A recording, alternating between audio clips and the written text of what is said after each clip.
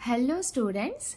Last video में हमने पढ़ा था कि फोर्स क्या होते हैं और डिफरेंट टाइप के फोर्सेस हमने पढ़े थे। तो आज हम पढ़ने वाले हैं प्रेशर। तो चलो स्टार्ट करते हैं।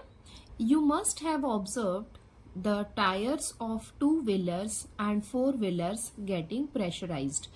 तो ये आप सब ने देखा होगा कि टू व्हीलर और जो फोर व्हीलर के टायर होते हैं उन्हें प्रेशराइज्ड किया जाता है। प्रेशराइज्ड का मतलब है उसके अंदर हवा भरी जाती है फ्रेंड्स। या फिर अगर आपकी साइकिल है तो उसमें आप हवा भरने जाते हैं कि नहीं, मतलब उसमें हवा का प्रेशर दिया जाता है और उसको प्रेशराइज्ड किया जाता है।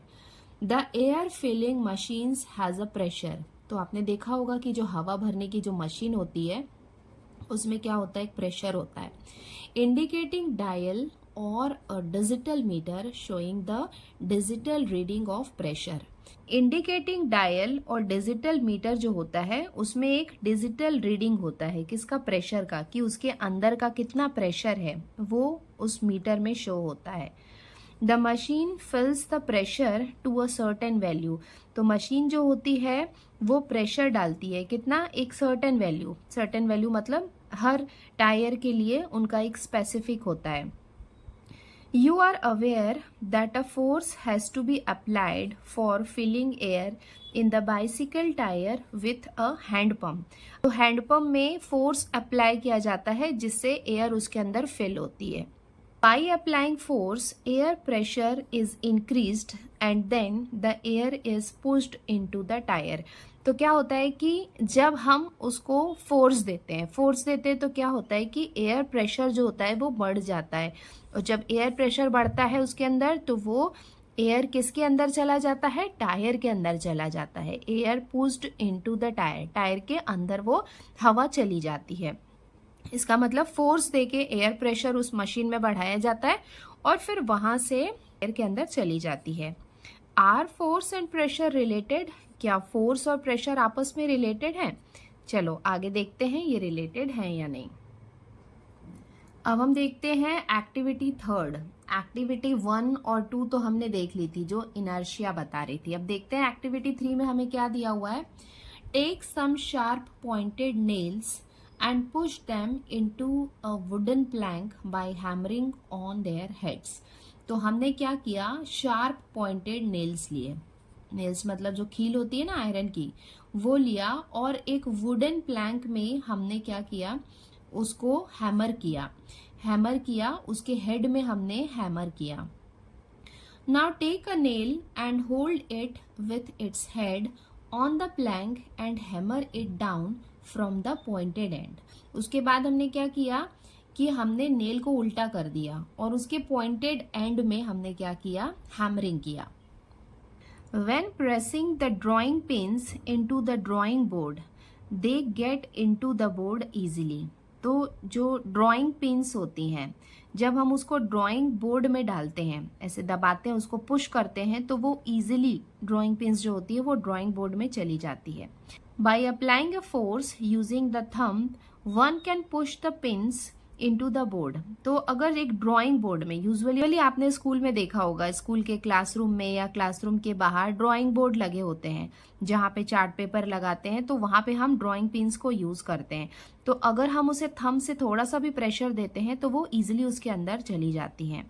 On the contrary, while pressing ordinary pins into the board, तो अगर हम वो ड्राइंग पिन्स जो होती हैं उसकी जगह अगर हम कोई ऑर्डिनरी पिन्स, जो नॉर्मल पिन्स होती हैं, वो अगर उसके अंदर प्रेस करेंगे तो वो उतनी इजीली उसके अंदर इंसर्ट नहीं होती हैं। While pressing ordinary pins with a thumb, the thumbs may get hurt. तो अगर हम ऑर्डिनरी पिन्स को लेके अपने थंब से उसको प्रेस करेंगे तो हमारा थंब हर्ट हो सकता है, बट ऐसा ड्राइंग पिन के केस में नहीं होगा, वो इजीली उसके अंदर जा सकती हैं। What does this simple experiment tell? The nail easily penetrates into the wood from its pointed end.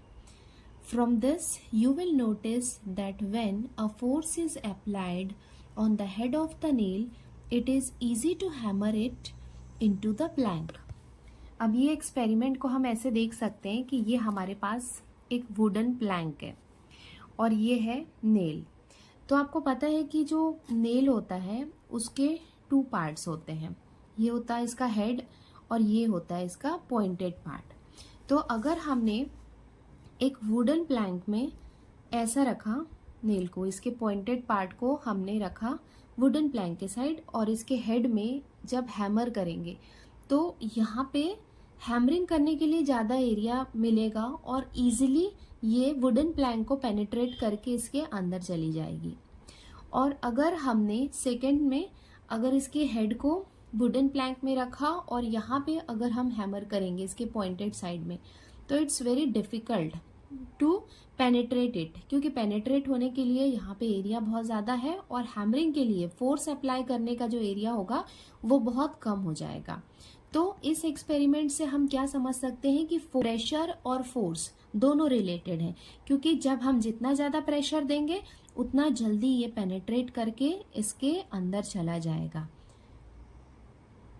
और सेकंड में हम देखेंगे कि ये जो है ये क्या है, ड्राइंग पिन है। ड्राइंग पिन में भी देखो क्या होता है कि ये एरिया ज़्यादा होता है, तो जब हम इसको अपने थंब से लेके ऐसा इसमें प्रेस करते हैं ड्राइंग बोर्ड में तो वो इजीली पेनिट्रेट हो जाती है। और अगर इसकी जगह हम ऑर्डिनरी पिन्स यूज़ करें, ऑर्डिनरी पिन्स में ये इतना ज़्यादा एरिया नहीं होता है, तो अगर हम उसको प्रेस करेंगे तो हो सकता है कि हमारे फिंगर्स हर्ट हो जाए। तो ड्राइंग पिन की क्या इसमें क्वालिटी हुई कि इसका जो प्रेसिंग वाला जो एरिया होता है वो ज़्यादा होता है। एरिया ज़्यादा होगा तो हम उतना ज़्यादा उसमें फोर्स अप्लाई कर सकते हैं। Your brain power, it is easy to cut vegetables fruits with a sharp knife. तो अगर हमें फ्रूट्स और वेजिटेबल्स को कट करना है तो अगर वो नाइफ शार्प होगी तो हम इजीली उसको कट कर सकते हैं। A blunt knife does not work here, और अगर ब्लंट नाइफ है मतलब जिसमें धार नहीं है तो वो उतना इजीली नहीं उसको कट करेगा। वाई डज दिस हैपन, तो ऐसा क्यों होता है? The force exerted perpendicularly on a unit area is called pressure। मतलब इसी एग्जाम्पल से हम समझ सकते हैं, जैसे कि ये नेल लिया हमने, तो इस नेल में देखो यहाँ पे हम क्या कर रहे हैं, ये नेल में ये परपेंडिकुलर एरिया जो है ये इसका परपेंडिकुलर एरिया है। यहाँ पे ये जो एरिया है पर्टिकुलर जहाँ पे हम फोर्स अप्लाई कर रहे हैं, सपोज हमने अपने थंब से यहाँ पे ऐसे क्या किया, प्रेस किया, तो ये क्या है जहाँ पे हम फोर्स दे रहे हैं वो उसका क्या है, एक यूनिट एरिया है। तो इस यूनिट एरिया में जितना हम यहाँ पे फोर्स अप्लाई कर रहे हैं वो क्या होता है, उसका प्रेशर होता है। उस यूनिट एरिया में परपेंडिकुलरली जितना हम फोर्स अप्लाई करते हैं उसे हम कहते हैं प्रेशर। तो प्रेशर, फोर्स और एरिया ये सब आपस में कनेक्टेड है। तो प्रेशर इक्वल्स टू क्या हो जाएगा, force upon area on which the force is applied. तो ये हो जाएगा प्रेशर का फॉर्मूला कि pressure equals to force upon area. तो प्रेशर और फोर्स दोनों डायरेक्टली प्रोपोर्शनल है, क्योंकि जितना ज्यादा फोर्स अप्लाई किया जाएगा उतना ज्यादा प्रेशर भी बढ़ेगा। और एरिया और प्रेशर जो है वो दोनों क्या है, एक दूसरे की इनवर्सली प्रोपोर्शनल है। जैसे कि हमने ये एग्जाम्पल देखा था, तो देखो इसका एरिया यहाँ पे कम था, तो जब हमने यहाँ पे इसको रखा और यहाँ से प्रेशर अप्लाई किया तो हम ज्यादा प्रेशर अप्लाई कर पा रहे थे। और अगर इसका एरिया बढ़ा दिया गया, जैसे हमने ये नेल को ऐसा रखा, इसके हेड को नीचे रखा, तो इसका एरिया बढ़ गया, एरिया बढ़ गया, उसके बाद हमने यहाँ से फोर्स दिया तो वहां पे प्रेशर उतना काम नहीं कर रहा था। जितना ज्यादा एरिया था उतना प्रेशर कम काम कर रहा था। तो जितना एरिया बढ़ेगा प्रेशर उतना ही कम काम करेगा। तो ये दोनों क्या है, एक दूसरे के इनवर्सली प्रोपोर्शनल है। इनवर्सली प्रोपोर्शनल का मतलब है अगर एक वैल्यू बढ़ रही तो दूसरी वैल्यूज में कम होती है। तो ये दोनों एक दूसरे के ऑपोजिट है। Presently, we are considering only the force acting on an area in a direction perpendicular to it। तो हम एक परपेंडिकुलर डायरेक्शन में क्या कर रहे हैं, फोर्स अप्लाई कर रहे हैं। तो ये अब हमको प्रेशर का फॉर्मूला तो समझ में आ गया कि pressure equals to force upon area होता है। प्रेशर, अब हम देखते हैं कि प्रेशर की यूनिट क्या होती है। The SI unit of force is Newton. ये हमको पता है कि फोर्स का एसआई यूनिट क्या होता है, न्यूटन होता है। Area is measured in metre square. और देखो फोर्स का एसआई यूनिट क्या होता है, न्यूटन, और एरिया का क्या होता है, metre square. Therefore, the SI unit of pressure is Newton per metre square. तो प्रेशर का यूनिट क्या हो जाएगा, newton per metre square. It is also known as pascal. तो या तो हम इसको ऐसे रिप्रेजेंट कर सकते हैं या फिर इसका ऐसा यूनिट को हम पास्कल भी लिख सकते हैं, कैपिटल पी और स्मॉल ए। तो पास्कल भी इसे हम कहते हैं। या तो प्रेशर के यूनिट को हम पास्कल लिख सकते हैं या फिर newton per metre square. In atmospheric science the unit for pressure is bar, और 1 बार की वैल्यू कितनी होती है, 10 to the power 5 pascal. Pressure is a scalar quantity. ये स्केलर क्वांटिटी है क्योंकि प्रेशर का डायरेक्शन से कोई कनेक्शन नहीं है, तो ये क्या हुई, एक स्केलर क्वांटिटी हुई। If area increases pressure reduces for the same force. तो हमने क्या किया, अगर फोर्स को सेम रखा है और अगर उसका एरिया बढ़ गया है तो उससे क्या होगा, उसका प्रेशर जो है वो कम हो जाएगा। जैसे मैंने अभी यहाँ पे बताया था ना कि फोर्स अगर हम बढ़ाएंगे तो प्रेशर बढ़ेगा, बट अगर एरिया बढ़ेगा तो प्रेशर कम हो जाएगा, वो उसका इन्वर्सली प्रोपोर्शनल है।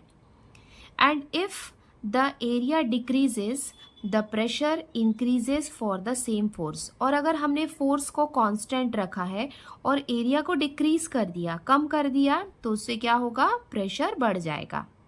For example, due to natural adaptation, the bottom surface of camel's feet are broad.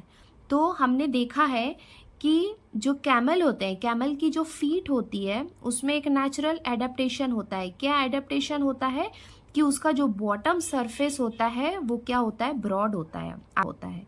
Hence the camel's weight is exerted on a large area and the pressure on the sand is reduced.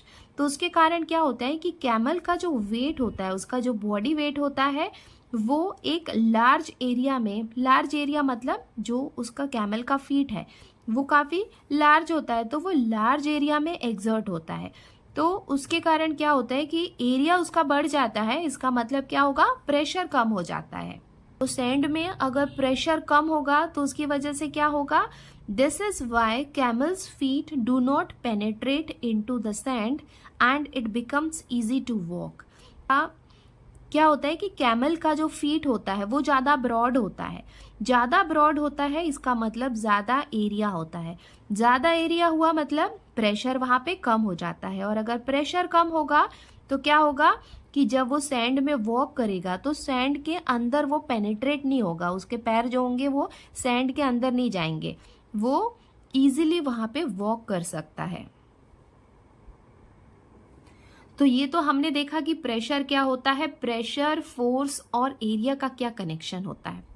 अब हम देखते हैं solid में कैसे pressure काम करता है, वो हम देखते हैं। देखो हमारे सराउंडिंग में जो एटमॉस्फेयर है वहाँ पे एयर है, ठीक है, और एयर का अपना एक एयर प्रेशर होता है। तो अब हम अलग अलग एक्टिविटीज के थ्रू देखते हैं कि वो एयर प्रेशर कैसे काम कर रहा है। Air pressure is exerted on all the objects kept in air. तो हमारे आसपास एयर में जितने भी ऑब्जेक्ट हैं उन सब में एयर प्रेशर काम कर रहा है। When a weight is kept on a solid, pressure is exerted on it. और अगर हम किसी वेट को किसी सॉलिड के ऊपर रख देते हैं तो वहाँ पे क्या होता है, प्रेशर जनरेट होता है। This pressure depends on the value of the weight and the contact area between the two. तो किस पे डिपेंड करता है कि जो ऑब्जेक्ट है उसका वेट कितना है और वो कितने एरिया में काम कर रहा है। तो चलो अब इसको हम इस एक्टिविटी से समझते हैं। Do the activity as depicted in figure 3.5 what is seen. तो यहाँ पे हमें ये एक एक्टिविटी दी हुई है जहाँ पे हम फोर्स और प्रेशर के बारे में पढ़ने वाले हैं। देखो यहाँ पे हमने क्या लिया, एक प्लैंक लिया, उसके बाद हमने यहाँ पे कुछ हैवी बुक्स रख दी। तो ये बुक्स का अपना वेट होगा। तो पहले तो ये बिल्कुल स्ट्रेट था ये प्लैंक, उसके बाद जब हमने बुक को ऐसे स्प्रेड करके रखा, तो जब हमने इसको स्प्रेड किया तो यहाँ पे इनके वेट के कारण फोर्स तो अप्लाई हो रहा है, बट यहाँ पे एरिया ज़्यादा है, और अगर एरिया ज़्यादा होगा तो प्रेशर कम होगा। तो यहाँ पे आप देख सकते हैं कि बहुत स्लाइटली प्रेशर काम कर रहा है, तो ये इतना ज़्यादा कर्व नहीं हुआ है। उसके बाद जो लास्ट वाला है उसमें हमने क्या किया, बुक को एक के ऊपर एक रख दिया। तो यहाँ पे क्या हुआ, एरिया कम हो गया। आप देख सकते हैं यहाँ पे एरिया ज्यादा था, यहाँ पे एरिया कम हो गया। और फोर्स जो है, फोर्स यहाँ पे जितना फोर्स था उतना ही फोर्स यहाँ पे है, बट अब यहाँ पे एरिया कम हो गया है। अगर एरिया कम हो गया मतलब एक पर्टिकुलर एरिया में यहाँ पे प्रेशर बढ़ गया है। तो प्रेशर बढ़ गया जिसके कारण ये क्या हो गया, यहाँ पे कर्व हो गया। तो ये भी हमें कनेक्शन बता रहा है फोर्स, प्रेशर और एरिया का। अगर एरिया कम होगा तो प्रेशर ज्यादा होगा, और अगर एरिया ज्यादा होगा तो प्रेशर कम होगा। और फोर्स जो है, फोर्स भी डिपेंड करता है कि फोर्स अगर बढ़ेगा तो प्रेशर भी बढ़ेगा। बट इस वाले केस में फोर्स देखो सेम है, यहाँ पे भी हमने 4 बुक्स ली थी, यहाँ पे भी 4 बुक्स ली थी, बट प्रेशर यहाँ पे ज्यादा है बिकॉज यहाँ पे एरिया कम है। आई होप आपको ये एक्टिविटी समझ में आ गई होगी। Use your brain power. You must have seen a vegetable vendor carrying a basket on her head. तो आपने देखा होगा कि जो सब्जी बेचने वाले होते हैं वो अपने सर में एक बास्केट रखे होते हैं। She keeps a twisted piece of cloth on the head. तो जो वो बास्केट रखे होते हैं ना, तो बास्केट और अपने सर के बीच में वो एक ट्विस्टेड पीस ऑफ क्लॉथ ऐसा गोल गोल घुमा के कपड़े को अपने सर के ऊपर में रख लेते हैं। हाउ डज इट हेल्प, ये कैसे हेल्प करता है, क्योंकि जो ट्विस्टेड पीस ऑफ क्लॉथ होता है वो एरिया इंक्रीज करता है, और जब एरिया बढ़ जाता है तो प्रेशर कम हो जाता है हेड पे। तो प्रेशर कम करने के लिए वे ट्विस्टेड पीस ऑफ क्लॉथ को यूज करते हैं। We can not stand at one place for long time. अगर हमें एक ही जगह पे बहुत लंबे समय के लिए खड़ा होने बोला जाए तो वो हम नहीं कर सकते। How then can we sleep on a place for 8 and odd hours। तो जब हम खड़े होते हैं तो पैरों का एरिया बहुत कम होता है, तो प्रेशर वहां पे ज्यादा होता है। और जब हम स्लीपिंग कंडीशन में होते हैं तो वहां पे एरिया बहुत बढ़ जाता है और हमारे बॉडी में प्रेशर कम हो जाता है, तो हम कंफर्टेबल फील करते हैं और ज्यादा लॉन्गर आवर्स के लिए हम सो सकते हैं। For skiing on ice, why are long flat ski used. तो जब आइस में स्कीइंग करते हैं ना, तो उसमें लॉन्ग फ्लैट स्केट्स को यूज करते हैं। क्यों? क्योंकि जब वो लॉन्ग और फ्लैट होता है तो उससे क्या होता है, उसका एरिया बढ़ जाता है, तो प्रेशर कम हो जाता है, जिससे हम आइस के अंदर धंसते नहीं है और आराम से उसमें स्लिप कर सकते हैं। तो ये जो एग्जाम्पल्स थे ये हमने देखा pressure on solids. Try this, pressure of liquid. तो अभी हमने पढ़ा था प्रेशर ऑन सॉलिड्स। अब हम देखते हैं कि लिक्विड जो है वो कैसे प्रेशर में काम करता है। तो इसके लिए हमें ये एक्टिविटी दी हुई है और इसका फिगर बैक साइड में है, वो भी हम देख लेते हैं। देखो एक्टिविटी 1 में ये हम देखते हैं यहाँ पे क्या है। Take a plastic bottle. तो हमने क्या किया, एक प्लास्टिक बॉटल लिया। Take 10 centimetre long piece of a glass tube on which a rubber balloon can be fitted. तो हमने क्या किया, यहाँ पे एक long piece of glass tube लिया जिसमें क्या हुआ है, ये रबर का बलून जो है उसको हमने इसमें फिट किया है, वन साइड यहाँ पे फिट किया है।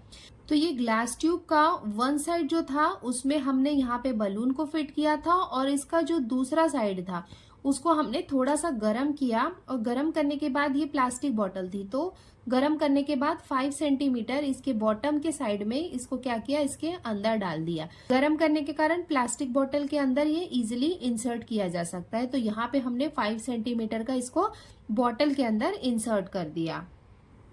अब यहाँ पे पानी का लीकेज नहीं हो इसके लिए यहाँ पे इसके साइड में, ग्लास ट्यूब के साइड में हमने यहाँ पे मोल्टेन वैक्स अप्लाई कर दिया है। Now fill water slowly in the bottle and see how the balloon inflates। इसका मतलब है कि जब हम बॉटल में स्लोली पानी भरने लगेंगे तो बलून इन्फ्लेट्स हो जाएगा। इन्फ्लेट्स का मतलब फूलने लग जाएगा। What is observed? The pressure of water acts on the side of the bottle as well। इसका मतलब ये है कि इस वाटर के प्रेशर को हम देख सकते हैं कि इसके साइड में, इसके साइड से यहाँ पे भी वो वाटर के प्रेशर से ये इन्फ्लैट हो जा रहा है, फूल जा रहा है। तो ये हमको यहाँ पे देखने को मिलता है। देखो एक्टिविटी 2 में क्या दिया हुआ है, टेक अ प्लास्टिक बॉटल। यहाँ पे हमने एक प्लास्टिक बॉटल लिया, pierced it with a thick needle at the points 1 to 3 as shown in figure 3.7। तो हमने ये 1, 2 और 3 यहाँ पे इसको क्या किया, पियर्स किया। पियर्स मतलब यहाँ पे छोटे छोटे से निडल से हमने होल कर दिया। Fill water in the bottle up to full height. तो फुल हाइट तक हमने क्या किया, फिर बॉटल को फिल किया। As shown in the figure, जैसा कि हमें फिगर में दिया हुआ है, water jets will be seen emerging and projecting out. तो वाटर जेट का मतलब ऐसे यहाँ पे हमें यहाँ से पानी निकलता हुआ, जेट जैसे जेट स्प्रे में होता है ना, वैसा हमें यहाँ से पानी निकलता हुआ दिखाई दे रहा है। The water jet emerging from the hole at the top will fall closest to the bottle. देखो सबसे ऊपर का जो यहाँ पे होल है जो 3 नंबर का है, उसमें से जो वाटर का जेड है वो बिल्कुल बॉटल के क्लोज में है। The jet from the lowest hole falls farthest from the bottle. तो इस बॉटल का जो नंबर 1 जो है वो सबसे लोवेस्ट होल है, बट इसका जो जेड होगा वो सबसे फार्थेस्ट होगा। फार्थेस्ट मतलब सबसे दूर इसका पानी जाके गिरेगा। Also jets coming out from the 2 holes at the same level fall at the same distance from the bottle। तो यहाँ पे भी हमें जो नंबर 2 से जो पानी निकल रहा है वो इन दोनों के बीच में है। सबसे ज्यादा दूर तक पानी कौन सा जा रहा है, जो ये नंबर 1 का है, जो बिल्कुल बॉटम में है। What is understood from this, इससे हमें क्या समझ में आ रहा है, at any one level the liquid pressure is the same, also the pressure increases as the depth of the liquid increases। मतलब जैसे जैसे हम लिक्विड के डेप्थ में जाते हैं, गहराइयों में जाते हैं, वहां पे वाटर का प्रेशर ज्यादा होता जाता है। देखो यहाँ पे 1 जो है ये ज्यादा डेप्थ में है 3 के कंपेयर में, तो यहाँ पे ये ज्यादा डेप्थ में है, मतलब यहाँ पे क्या हो रहा है, वाटर प्रेशर ज्यादा है। और वाटर प्रेशर यहाँ पे ज्यादा है जिसके कारण यहाँ से जो वाटर निकल रहा है वो ज्यादा दूर तक के डिस्टेंस में ट्रेवल कर रहा है। तो इस एक्टिविटी से हमें ये समझ में आता है कि हम जैसे जैसे लिक्विड के डेप्थ में जाते जाते हैं उसका प्रेशर बढ़ता जाता है। तो अभी हमने देखा प्रेशर ऑफ लिक्विड। अब हम देखते हैं कि गैस में भी कैसे प्रेशर काम करता है। If a balloon is inflated by filling air by mouth, it inflates on all sides. तो जब हम मुंह से बलून को फुलाते हैं तो वो चारों साइड में बराबरी क्या होता है, वो फूलने लगता है। If a pin hole is created in the balloon, air leaks out and the balloon does not inflate fully. तो अगर उसमें क्या होता है कि छोटा सा अगर पिन से होल कर दिया जाए बलून में, तो उसमें से एयर का लीकेज स्टार्ट हो जाता है, बट वो पूरी तरीके से लीक नहीं होता है। It is realised that like a liquid, gas also exert pressure on the wall of the container in which it is enclosed. जैसा कि लिक्विड जो था वो उसके वॉल में प्रेशर लगाता है, वैसे ही गैस भी क्या करता है, प्रेशर देता है वॉल में। All gases and liquids have a common name, fluid. तो हम क्या कहते हैं, और जितने भी गैसेज हैं और लिक्विड हैं उन सबको हम फ्लूइड कहते हैं। फ्लूइड क्यों कहते हैं, क्योंकि वो बहते हैं। चाहे गैस को भी देखोगे तो वो हवा के साथ बह के रहते हैं लिक्विड की तरह, तो इन्हें हम फ्लूइड कहते हैं। Fluids in a container exert pressure from the with in on the wall and the bottom of the container. तो जो लिक्विड और सॉलिड होते हैं वो उसके वॉल पे और उसके बॉटम पे ज्यादा प्रेशर देते हैं। बॉटम में प्रेशर ज्यादा होता है और वॉल में क्या होता है, वो कंटिन्यूअसली प्रेशर देते रहते हैं। क्यों प्रेशर देते हैं, क्योंकि वो बाहर के साइड, वो फ्लूइड उनका नेचर होता है, वो बहने की कोशिश करते हैं, बाहर निकलने की कोशिश करते हैं। अ fluid enclosed in a container exert it's pressure equally in all directions at a point with in the fluid. तो अगर किसी कंटेनर में फ्लूइड रखा हुआ है तो वो ऑल डायरेक्शन में, सारे डायरेक्शन में इक्वली प्रेशर क्रिएट करते हैं। तो ये हमने पढ़ लिया गैस प्रेशर। अब हम पढ़ते हैं एटमॉस्फेरिक प्रेशर। हमारे आसपास में क्या है, एयर है, तो वो एयर जो है वो भी एक प्रेशर क्रिएट करती है जिसे हम कहते हैं एटमॉस्फेरिक प्रेशर। तो हम एटमॉस्फेरिक प्रेशर को बहुत सारे एग्जांपल्स ऐसे हैं जिसमें हम उन्हें फील कर सकते हैं। Air surrounds the earth from all sides. ये हमको पता है कि एयर ने पूरे अर्थ को चारों साइड से क्या किया है, सराउंड किया है। This layer of air is called the atmosphere. तो ये जो एयर का लेयर है इसे हम कहते हैं atmosphere. The atmosphere exist to about 16 kilometre height. तो अगर हम अर्थ के सरफेस को ले तो अबाउट 16 किलोमीटर के हाइट में ये एटमोस्फियर एग्जिस्ट करता है। It further extends up to about 400 kilometer in a very dilute form. उसके बाद 16 किलोमीटर से ऊपर अगर हम बात करें तो अबाउट 400 किलोमीटर तक भी ये एटमॉस्फेयर होता है, बट डाइल्यूट फॉर्म में होता है। डाइल्यूट मतलब थोड़ा लिक्विड फॉर्म में होता है। The pressure created due to air is called the atmospheric pressure. तो एटमॉस्फेरिक प्रेशर क्या होता है? Pressure which is created due to air. Air के कारण जो प्रेशर क्रिएट होता है उसे हम कहते हैं atmospheric pressure.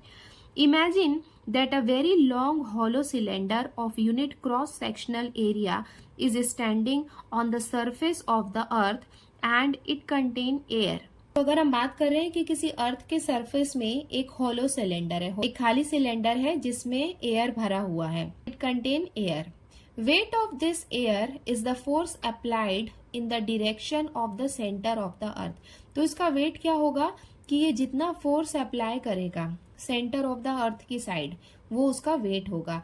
This means that atmospheric pressure is the ratio of this weight divided by the area of the surface. तो ये जो एटमॉस्फेरिक प्रेशर है, एटमॉस्फेरिक प्रेशर को अभी मैं एपी से रिप्रेजेंट कर रही हूँ। तो एटमॉस्फेरिक प्रेशर जो होता है वो रेशियो होता है। किसका रेशियो होता है? वेट का। इसका जो एयर का जो वेट है उसका और इसके एरिया का। ये फॉर्मूला हम यूज करेंगे जब हम न्यूमेरिकल सॉल्व करेंगे। तो इनका मतलब एटमॉस्फेरिक प्रेशर रेशियो होता है इस एयर के वेट का और इसके क्रॉस सेक्शनल एरिया का। The air pressure at the sea level is called 1 atmospheric pressure. मतलब सी लेवल, जो हमारा जो ग्राउंड है, सी लेवल है, कहते हैं 1 atmospheric pressure. Air pressure decreases as 1 goes up in height from the sea level. तो सी लेवल से जैसे जैसे हम ऊपर जाते हैं वैसे वैसे एयर प्रेशर कम होने लगता है। 1 atmosphere equals to 101 into 10 to the power 3 pascal. ये आपको याद रखना है, ये कई बार ऑब्जेक्टिव में पूछता है। Equals to 1 bar equals to 10 to the power 3 millibar. 1 millibar approximately 10 to the power 2 pascal, जिसे हम कहते हैं हेक्टो पास्कल। तो ये हो गई यूनिट एटमॉस्फेयर की, जो आपको याद रखना है। Atmospheric pressure is specified in the unit M bar और हेक्टोपास्कल। तो एटमॉस्फेरिक प्रेशर को हम स्पेसिफाई कर सकते हैं किससे? हेक्टोपास्कल से। The atmospheric pressure at a point in air is equal from all sides. तो एटमॉस्फेरिक प्रेशर जो होता है वो ऑल साइड्स में इक्वल होता है, ये हमेशा। How is this pressure created? If air exists in a closed container, the air molecule in random motion continuously hit the wall of the container. तो अगर किसी कंटेनर में कुछ एयर के मॉलिक्यूल्स हैं तो वो कंटिन्यूअसली क्या करते रहते हैं? जो कंटेनर है उसकी वॉल को वो हिट करते रहते हैं। In this interaction, a force is exerted on the wall of the container. Pressure is created due to this force. तो कंटिन्यूसली एयर के मॉलिक्यूल इस क्लोज कंटेनर में अगर वॉल को हिट कर रहे हैं तो उसके कारण क्या होता है? एक फोर्स एग्जर्ट होता है, एक फोर्स एग्जर्ट होता है। और फोर्स एग्जर्ट हुआ मतलब वहां पे क्या होगा? प्रेशर भी। We constantly bear the atmospheric pressure on our head. तो हमारे सर में कंटिन्यूसली हम एटमॉस्फेरिक प्रेशर को बेयर कर रहे हैं। However, the cavities in our body are also filled with air and arteries and veins are filled with blood. तो continuously देखो हमारे हेड में भी क्या हो रहा है? एयर प्रेशर आ रहा है, बट हम उसको क्यों ज्यादा फील नहीं कर पाते हैं? क्योंकि हमारे बॉडी की कैविटीज मतलब जो हमारे बॉडी के होल हैं वो भी किससे फिल है? हमारे बॉडी के अंदर भी एयर होता है। आर्टरीज और जो वेन्स होते हैं वो फिल होते हैं ब्लड से, मतलब हमारे बॉडी के अंदर भी एयर है, लिक्विड है। Therefore, we do not get crushed under water and due to atmospheric pressure, जिसके कारण हमें एटमॉस्फेरिक प्रेशर से उतना कोई अफेक्ट नहीं हो रहा है। तो बॉडी के अंदर से भी एक प्रेशर क्रिएट हो रहा है और बाहर से भी प्रेशर आ रहा है जो बैलेंस हो जाता है as the pressure is balanced. The earth's atmospheric pressure decreases with height from the sea level as shown in figure 3.9। ये है फिगर 3.9 एटमॉस्फेरिक प्रेशर, जहाँ पे एक्स एक्सिस में है हाइट और वाई एक्सिस में है एटमॉस्फेरिक प्रेशर।